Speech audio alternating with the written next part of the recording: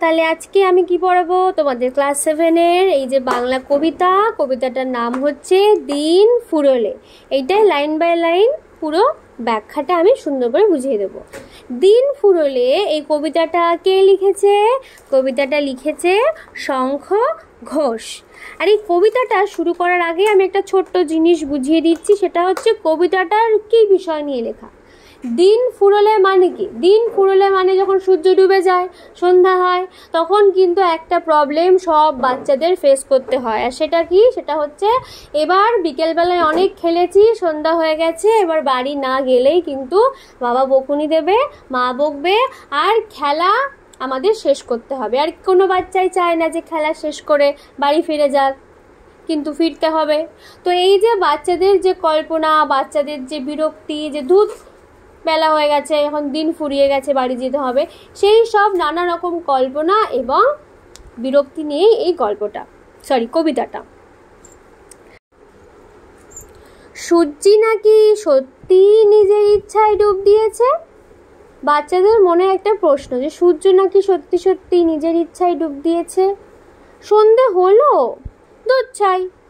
তাহলে বাচ্চারা দুধ, সন্ধ্যা হয়ে গেল, দুধ চাই মানে কি? বিরক্তি প্রকাশ করছে, ধ্যাৎ আর খেলতে পারবো না আমরা। আকাশ জুড়ে এক্ষুনি এক ঈশ্বর চমকে দেবেন লক্ষ রঙের দৃশ্যে। মানে বাচ্চাদের কল্পনা যে এক্ষুনি হয়তো আকাশ জুড়ে অনেক চাঁদ তারা লক্ষ লক্ষ নানা রঙের সব উঠবে আর চারিদিকে ছড়িয়ে দেবে ঈশ্বর। লক্ষ, আবার মনে সংশয় জাগে যে লক্ষ লক্ষই কি তারা চাঁদ এগুলো উঠবে? বা তা হতেও পারে 100। বাচ্চাদের মধ্যে গল্প হয় না, তুই জানিস? হ্যাঁ, আমি কি দেখেছি, আমি এতগুলো দেখেছি। এবার ওরাই আবার বলে না না, লক্ষটা নাকি 100টাও তো হতে পারে আকাশে। তো নিজেদের মনের কল্পনা আর নিজেদের বিশ্বাস নিয়ে ওরা বলছে যে লক্ষটা তারা না হয়ে 100টাও তো হতে পারে।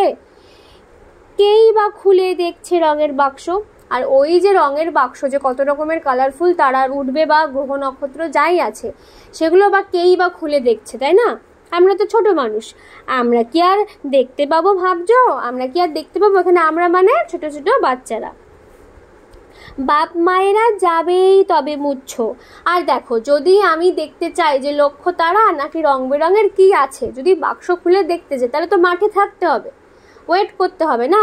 আর যদি সন্ধেবেলা বাড়ি না গিয়ে মাঠের মধ্যে তুমি বসে বসে ওই বাক্স খুলে দেখো, বাড়ি থেকে তো তোমার খবর হচ্ছে। তো বলছে এইরকম হলে তো বাবা মা মুচ্ছে যাবে, মানে অজ্ঞান হয়ে যাবে, চিন্তা করবে, তাই না? টেনশন করবে যে আমার ছেলেটা এখনো বাড়ি ফিরলো না। পাখির শাড়ি যেমন ধানের গুচ্ছে আধার ফেলে ঘরের দিকে উড়ছে, তাহলে পাখির শাড়িরা যেখানে ধান, ছবিতে দেখতেই পাচ্ছ বইয়ের মধ্যে যে ধান গাছ, আর তার উপর দিয়ে অন্ধকার আকাশে পাখি যাচ্ছে। আকাশটা কি রঙের? অন্ধকার। কেন? সন্ধ্যা হয়ে গেছে।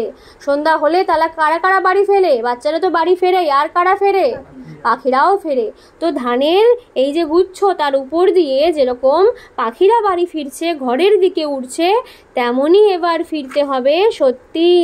এবার বাচ্চাগুলোকেও সত্যি সত্যি বাড়ির দিকে ফিরতে হবে, নিজের নিজের মন খারাপের গর্তে। এখানে বাচ্চারা গর্তে তো ফিরবে না, বাড়িতেই ফিরবে। কিন্তু বাড়িতে তো খেলাধুলো নেই, ওই মজা নেই, তাই না? বাড়িতে গেলেই পড়তে বসতে হবে। কার ভাল লাগে না পড়তে বসতে বাচ্চাদের, খেলাধুলা ছেড়ে? তো ওরা বলছে ধুত, মন খারাপের গর্তে ফিরতে হবে।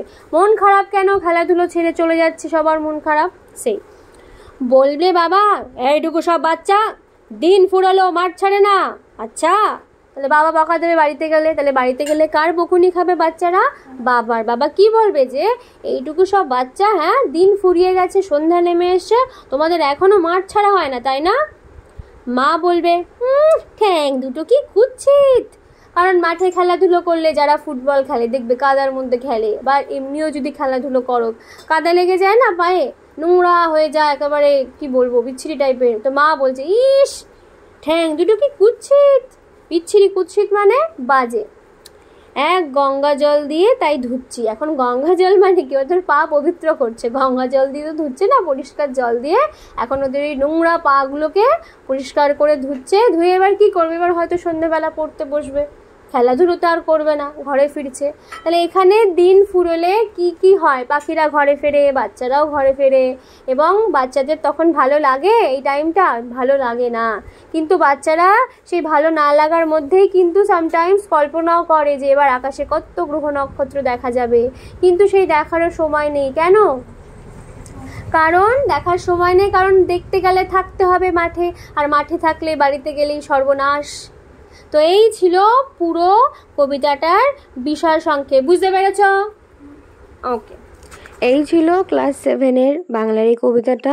আশা করি বুঝতে পেরেছ। এছাড়াও ক্লাস 7-এর, ক্লাস 8 মানে 6 থেকে 12 অবধি সবার বাংলা, ইংরেজি, সংস্কৃত যাদের যে সাবজেক্ট আছে প্রয়োজন, প্রত্যেকটা চ্যাপ্টারের কিন্তু এরকম সুন্দর করে বুঝিয়ে ইংলিশের বঙ্গানুবাদ করে বাংলার এক্সপ্লেনেশন দিয়ে আমি কিন্তু প্রত্যেকটা ভিডিও অলরেডি আপলোড করে রেখেছি। যাদের যেটা প্রয়োজন যাও নির্দিষ্ট ক্লাসের নির্দিষ্ট সাবজেক্টের যে প্লেলিস্ট আছে সেটা তোমরা দেখো, ওপেন করে তোমরা তোমাদের পছন্দ মতো প্রয়োজন মতো ভিডিওগুলো দেখে নাও।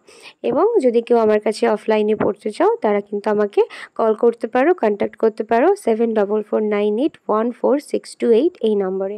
ভালো লাগলে একটা লাইক করে কমেন্ট করে জানিও কেমন লাগলো। আর যারা এখনও সাবস্ক্রাইব করনি তারা কিন্তু অবশ্যই সাবস্ক্রাইব করে দিও। দেখা হচ্ছে নেক্সট ভিডিওতে। টাটা।